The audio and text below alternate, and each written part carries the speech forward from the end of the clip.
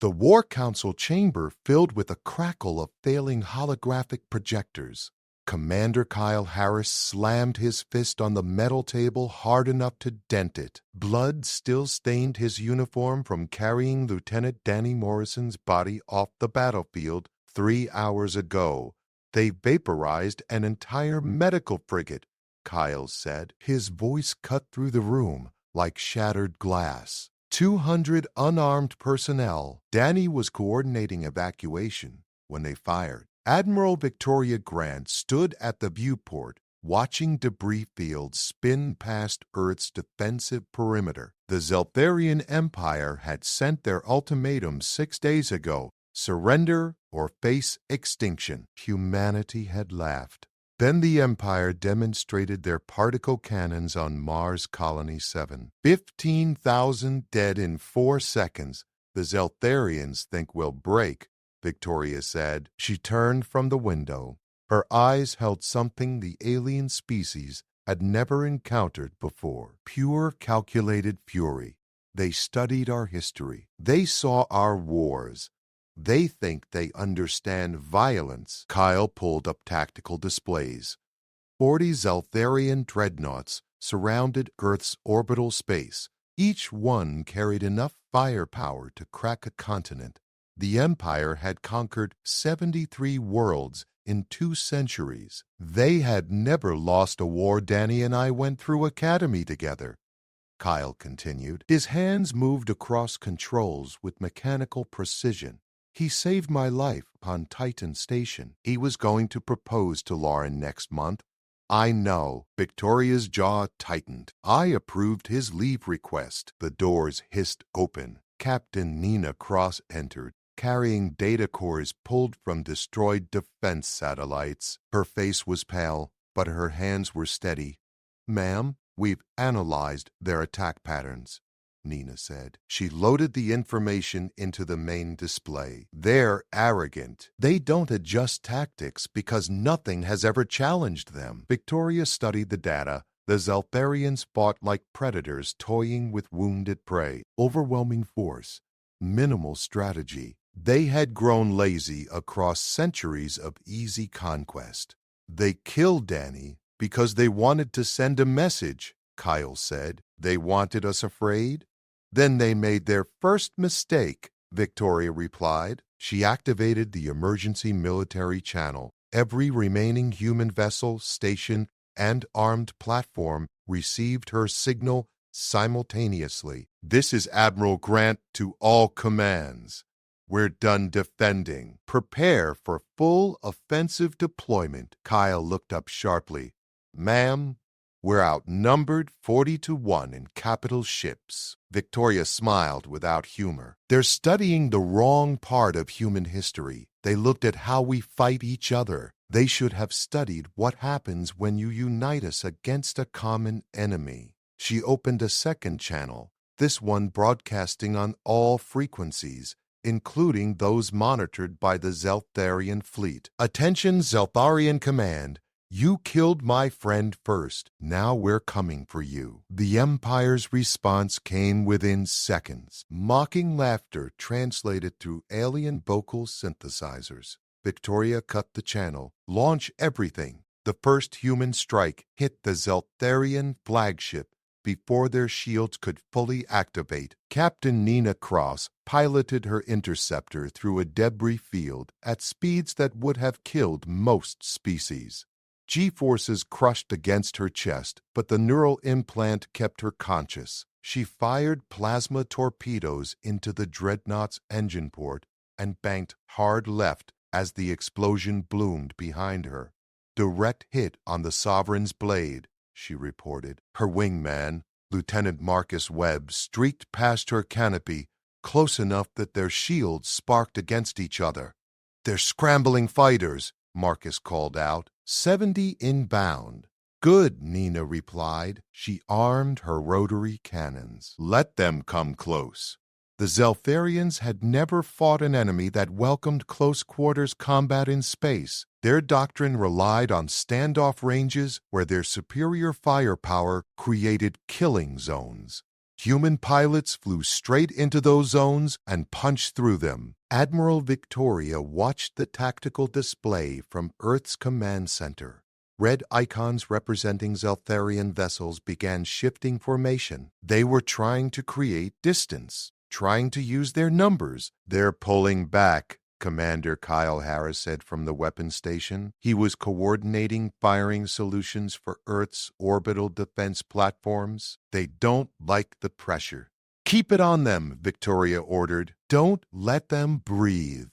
3 more Zeltharian dreadnoughts exploded as human frigates executed suicide runs. The ships were already critically damaged, and their crews knew they wouldn't survive the battle, so they turned their vessels into guided missiles and aimed for enemy command structures. The Zeltharian fleet commander, Warlord Krethix, appeared on the communication channel. His 4 eyes blazed with rage beneath his chitinous skull plates. "You fight without honor," Krethix hissed. "You sacrifice your own vessels." Kyle leaned into the camera pickup. "You vaporized a medical ship. You want to talk about honor?" Krethix's mandibles clicked in what might have been confusion. They were military personnel, legitimate targets under war protocols. "They were unarmed," Victoria said coldly. "And one of them was Danny Morrison. He had a family waiting for him. He had a life." She gestured, and Kyle executed the command she'd prepared. 20 nuclear-tipped missiles launched from hidden positions on Earth's moon.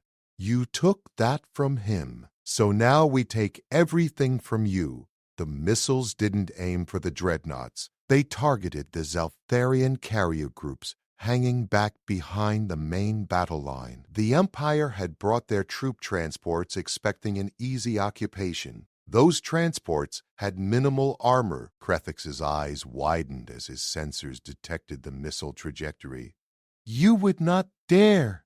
"Watch us," Victoria said. The missiles struck before Zeltharian point defense could respond. 16 transport vessels turned into expanding clouds of superheated gas. Tens of thousands of Zeltharian soldiers died instantly. "You are monsters," Krethix breathed. Kyle laughed without humor. "We're what you created when you started killing our friends." Nina's fighter wing regrouped near Jupiter's orbital path. They'd lost 12 pilots, but destroyed an entire Zeltharian cruiser squadron. Her fuel was at 30%, and her ammunition was nearly depleted. "Alpha wing status," she called. "Still flying," Marcus responded. His ship was trailing atmosphere from a hull breach, but his weapons were hot. "Orders?" Nina checked her tactical overlay. The main Zeltharian formation was fracturing. Some vessels were trying to maintain position, while others pulled back toward their command ship. It was the first sign of disorganization the Empire had shown in 200 years of warfare. "We've got them rattled," she said. "Hit them again before they can regroup." The human fleet pressed forward.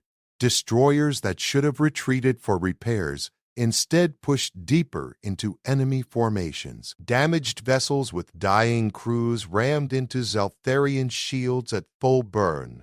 Every human ship fought like it had nothing to lose, because they didn't. Victoria received casualty reports every 30 seconds. The numbers climbed steadily, but so did the count of destroyed Zeltharian vessels. The Empire had more ships, but humans had more fury. "Ma'am," Kyle said quietly, "we're winning." Victoria didn't smile. "Danny's still dead. Lauren's still waiting for him to come home. We're not winning anything. We're just making sure they pay the price." Krethix's flagship began charging its main particle cannon. The weapon could destroy Earth's orbital ring in a single shot. "Incoming energy spike," Kyle warned. "They're going for the command station." "Then we go for him first," Victoria said. She opened the channel to their ace pilot. "Nina, how close can you get to the Sovereign's blade?" Nina checked her scanners. The flagship was surrounded by a wall of defensive fire. Nothing could penetrate that kind of coverage. "Close enough," she answered. Nina's interceptor screamed through a hellstorm of plasma fire. Her shields collapsed at 70% hull integrity, but she kept the throttle maxed. Marcus and 4 other pilots formed up on her wing, their ships equally battered and burning. "We're not going to make it through that point defense grid," Marcus said.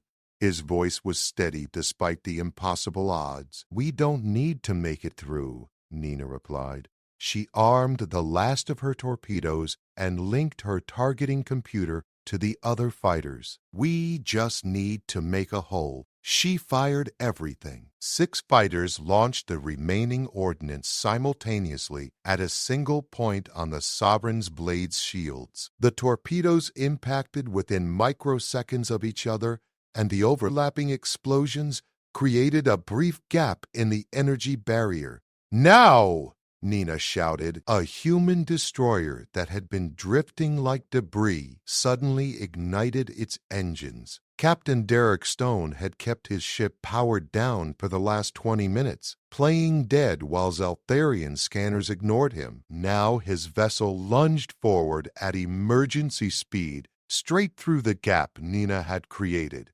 The destroyer's hull was already compromised from earlier damage. Atmosphere vented from 17 breaches. Half the crew was dead. Derek sat alone on the bridge because everyone else had evacuated to seal the reactor core manually. "For Danny," Derek said quietly.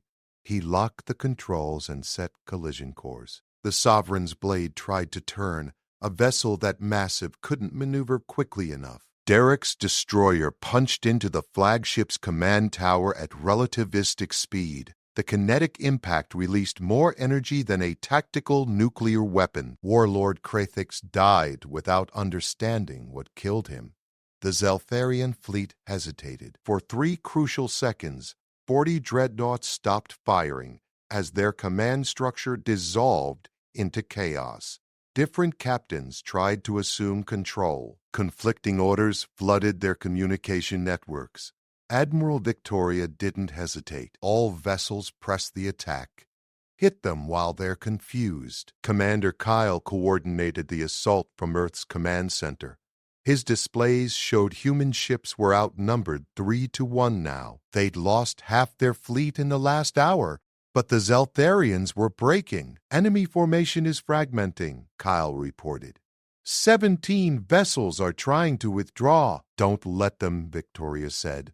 "If even one escapes to report back, the Empire sends reinforcements. We end this here." Lieutenant Rachel Kim commanded a patrol of fast attack craft near Neptune's orbit. Her squadron had been positioned there as a reserve force.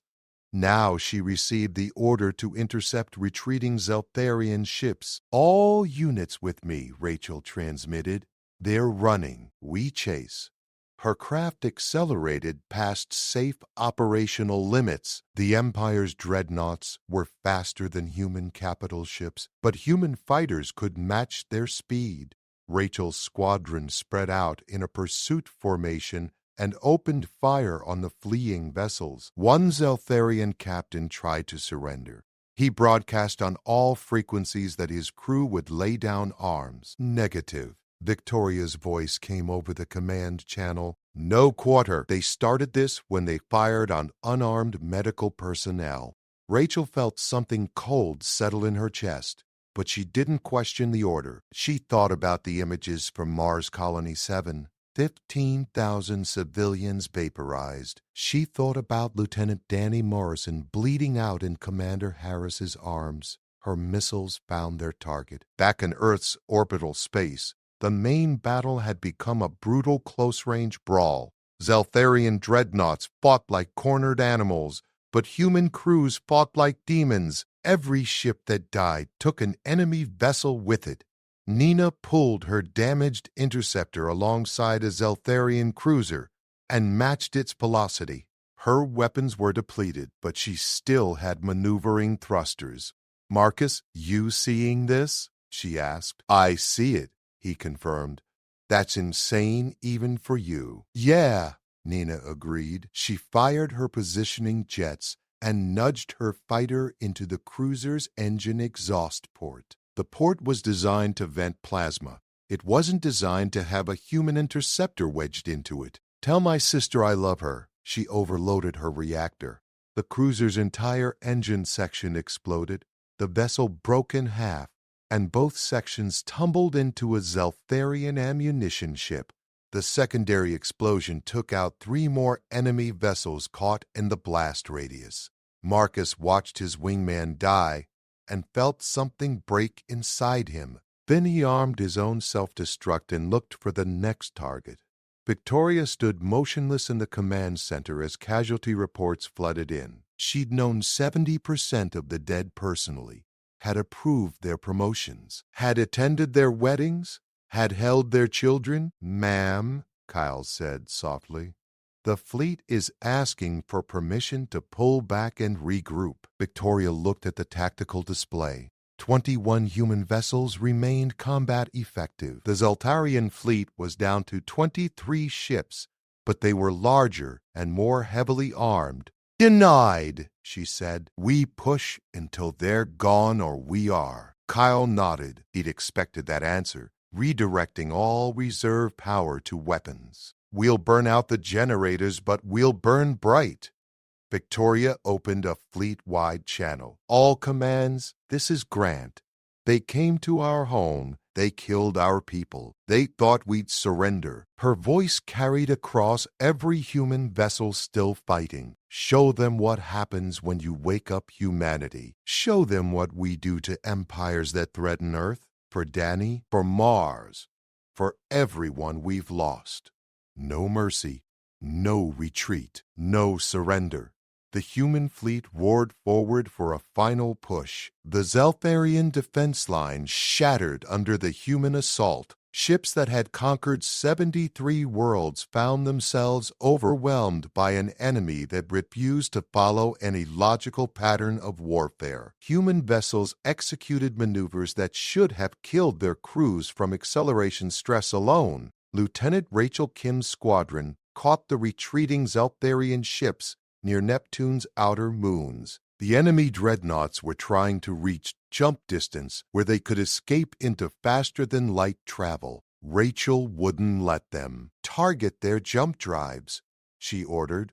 Her attack craft wove between incoming fire with precision that came from flying on instinct rather than instruments. "If we can't kill them all, we strand them here." Her weapons officer, Sergeant Leon Price, locked on to the energy signatures. Jump cores identified, firing. Precision missiles streaked across the void. They weren't designed to destroy the massive dreadnoughts. They were designed to cripple specific systems. 3 Zeltharian vessels lost their jump capability and found themselves trapped in normal space, with human fighters swarming them like piranhas. Back at Earth, Commander Kyle Harris coordinated the orbital defense platforms for a synchronized strike. The platforms were damaged and low on ammunition, but they still had enough firepower for one more massive volley. "All platforms report ready," his tactical officer announced.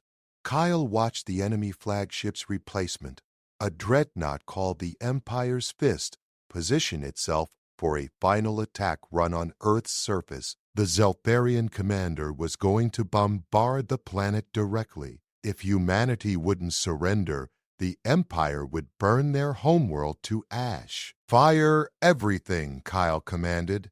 70 defense platforms discharged simultaneously. The combined energy output was enough to overload every power grid on Earth. Cities went dark as the platforms channeled every available watt into their weapons. The beams converged on the Empire's Fist from multiple angles. The dreadnought's shields held for almost 4 seconds. Then they collapsed, and the beams carved through armor plating like it was paper. The Empire's Fist broke apart in a cascade of internal explosions that lit up Earth's night sky brighter than the full moon. Admiral Victoria allowed herself 3 seconds to watch the enemy flagship die. Then she turned back to the tactical display. 16 Zeltharian vessels remained. 14 human ships were still combat-capable. "Status on atmospheric fighters," she demanded. "Launching now," Kyle reported. every pilot we have left. Hundreds of atmospheric craft that had been held in reserve began climbing through Earth's atmosphere. They weren't designed for space combat, but human engineers had worked miracles in the last 6 hours. The fighters had been hastily fitted with rockets and whatever weapons could be strapped to their hulls. Captain Amanda Foster led the atmospheric assault wing. She'd been a commercial pilot 3 days ago. Now she was flying a retrofitted cargo hauler loaded with mining explosives toward a Zeltharian cruiser. "This is insane," her co-pilot muttered. "Probably," Amanda agreed. She checked her approach vector. "But Danny Morrison was my cousin, so I'm doing it anyway." The atmospheric fighters hit the Zeltharian fleet like a swarm. They were slow and fragile compared to military spacecraft, but there were hundreds of them. The Empire's point defense systems couldn't track that many targets simultaneously. Amanda's cargo hauler took fire that shredded her port wing. She compensated and kept flying. The Zeltharian cruiser loomed in her view screen like a metal mountain. She armed the mining charges and set them for proximity detonation. "We're not going to pull up in time," her co-pilot said.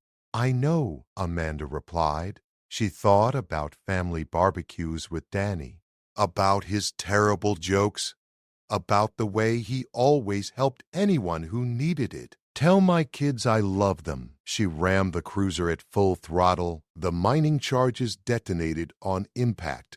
The explosion wasn't enough to destroy the cruiser, but it crippled its weapons arrays. 3 military interceptors swooped in behind Amanda's attack and finished the job with torpedo strikes. Nina's wingman, Marcus Webb, was still alive despite impossible odds. His fighter had no shields, no missiles, and only one functioning cannon. He spotted a Zeltharian destroyer trying to break away from the main engagement. "Not today," Marcus said.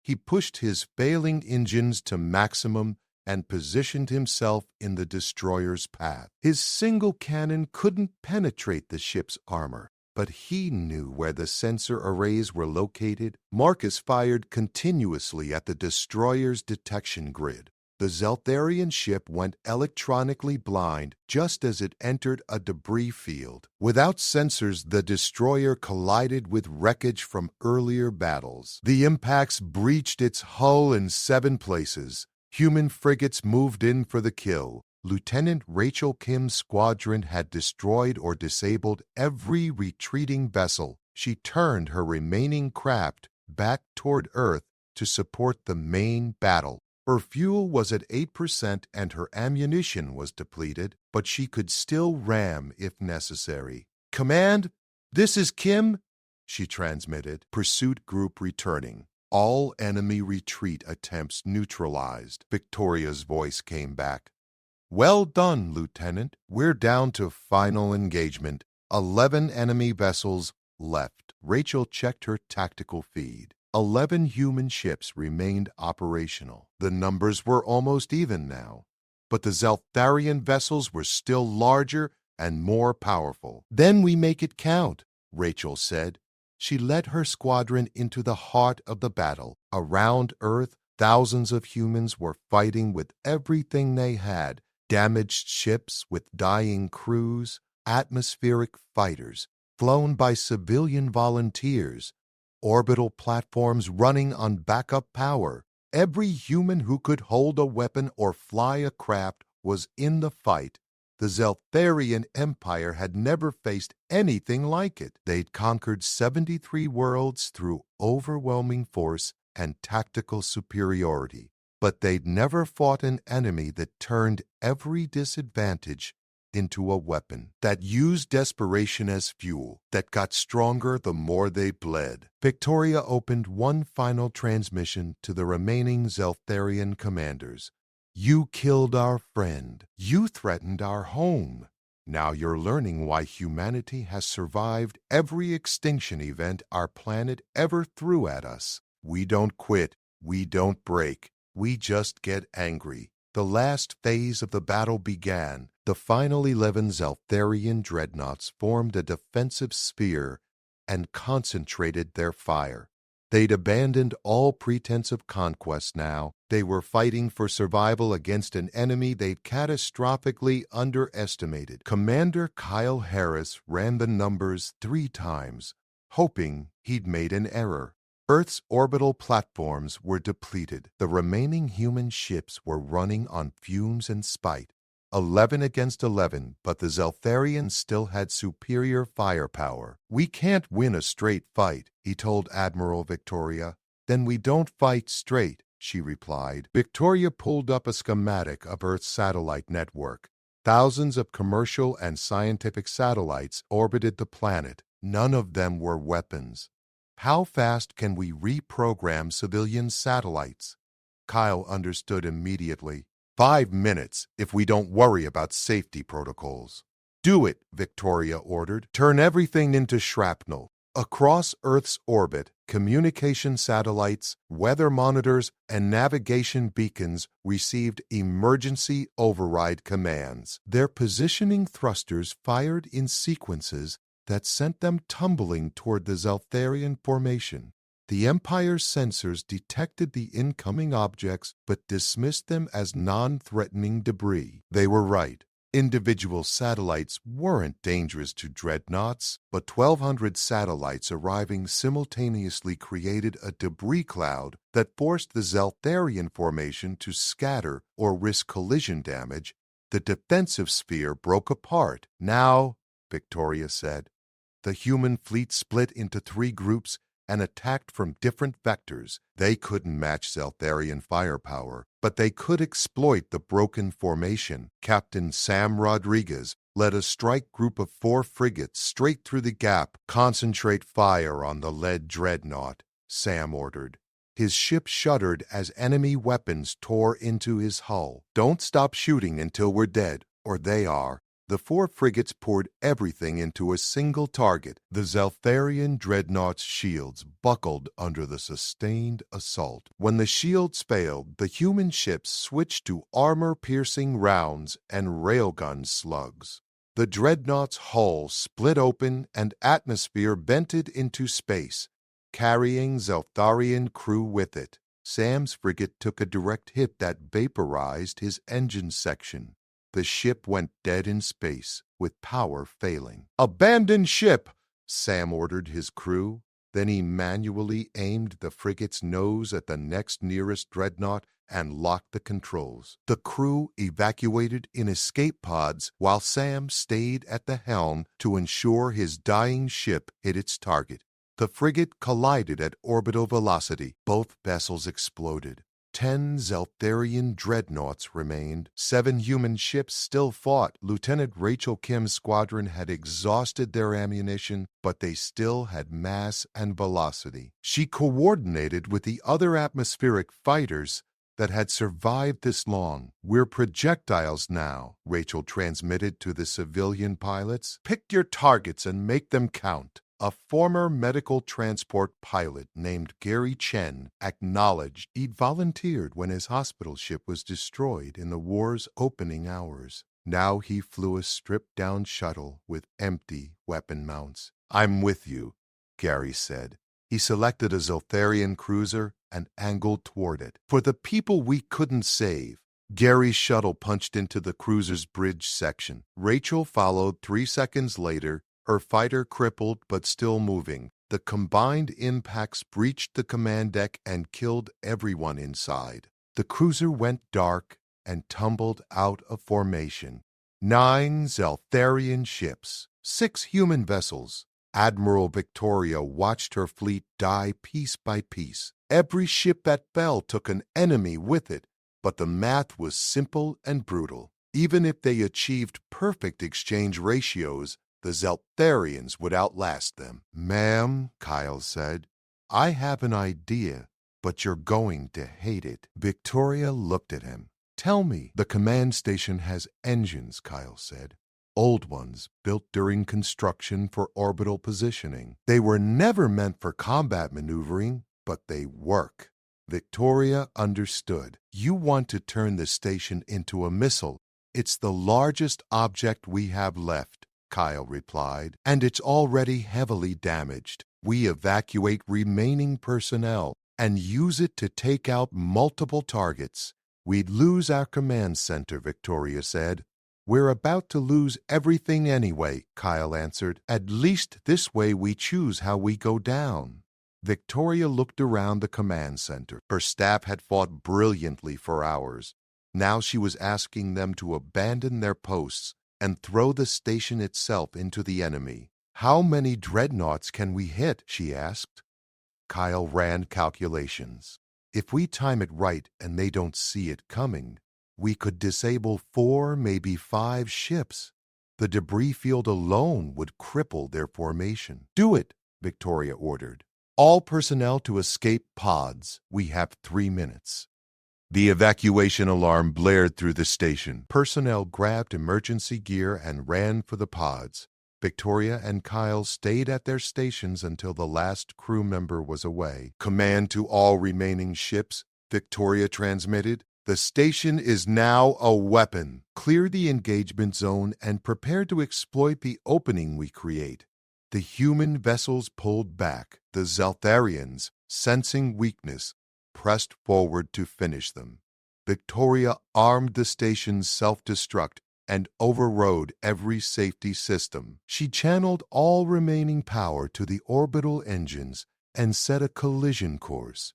The station began to move, slowly at first, then building speed. Time to go, Kyle said. They ran for the last escape pod. Behind them, the command center that had coordinated Earth's defense began its final attack run. The station accelerated toward the Zeltharian formation like a massive battering ram. The Empire's sensors detected the threat too late. The station was huge and moving fast. Point defense systems opened fire, but couldn't deliver enough damage to stop it. Victoria and Kyle's escape pod cleared the blast radius 5 seconds before impact. The command station hit 3 Zeltharian dreadnoughts simultaneously. The collision triggered the self-destruct. The resulting explosion created a miniature sun that briefly outshone Earth's star. When the light faded, 6 Zeltharian vessels were gone, destroyed completely or damaged beyond function. 3 Empire dreadnoughts remained operational. 4 human ships still fought. 3 Zeltharian dreadnoughts faced 4 human ships in the smoking wreckage of Earth's orbital space. Both fleets were shattered. Both had lost thousands, but only one side was still willing to die for victory. The remaining Zeltharian commander, Captain Valnor, opened a communication channel. His voice carried exhaustion and something humans had never heard from the Empire before. Fear. Enough, Valnor said. We withdraw. This world is not worth the cost. Admiral Victoria floated in her escape pod, watching the battle through emergency displays. Commander Kyle drifted beside her, monitoring what remained of their fleet. Negative, Victoria transmitted back. You don't get to walk away. You started this when you killed Danny Morrison. You escalated when you threatened Earth. Now you finish it. We are offering terms, Valnor insisted. The Empire will leave your system. We will not return. This can end. Kyle checked his tactical readout. The 4 human ships were barely functional. 2 were leaking atmosphere. All were down to emergency power. Against 3 fresh dreadnoughts, they had maybe 10 minutes of fight left. Ma'am, Kyle said quietly, we could accept. Save what's left. Victoria thought about Lieutenant Danny Morrison, about Captain Derek Stone, who'd flown his destroyer into the enemy flagship, about Nina Cross, who detonated her reactor to kill a cruiser, about Amanda Foster and Gary Chen and Sam Rodriguez and hundreds of others who'd given everything. No, Victoria said. If we let them leave, they report back. The Empire learns from this. They return with better tactics and more ships. We end it here, or Earth faces this again. She opened the channel to the 4 remaining human vessels, 3 frigates and 1 destroyer, all commanded by officers who should have been dead a dozen times over. "Final attack," Victoria ordered. "Everything you have left. We don't stop until they're gone." Captain Lisa Grant commanded the destroyer Defiant, no relation to the Admiral, but she'd served under Victoria for 6 years. Her ship had 17 hull breaches and 1 functioning weapons array. "Understood," Lisa said. She turned to her skeleton crew. "You heard the Admiral. One more push." The 4 human ships accelerated toward the Zeltharian formation. They didn't have enough firepower to win. They didn't have enough armor to survive, but they had enough momentum to ram and enough fury to die trying.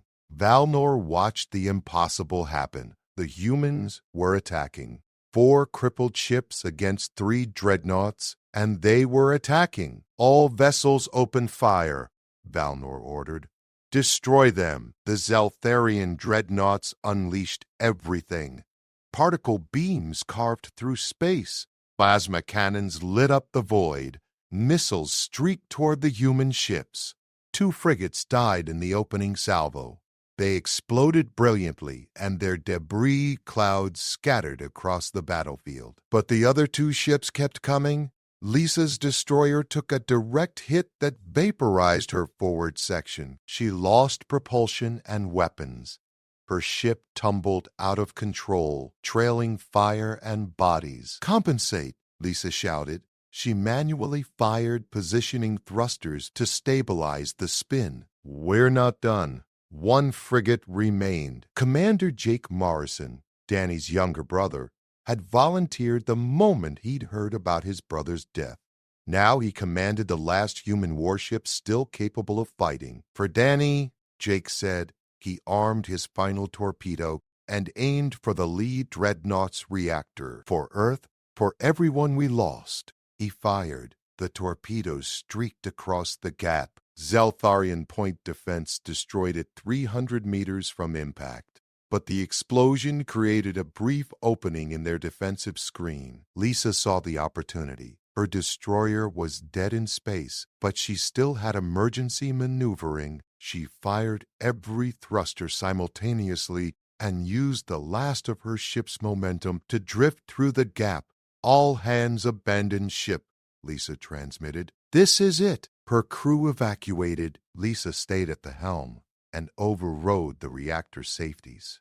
The Defiant's power core went critical as the ship collided with Valnor's dreadnought. The explosion consumed both vessels completely.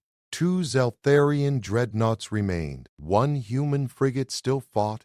Jake Morrison faced impossible odds alone. His ship was damaged beyond repair. His crew was exhausted. His weapons were depleted.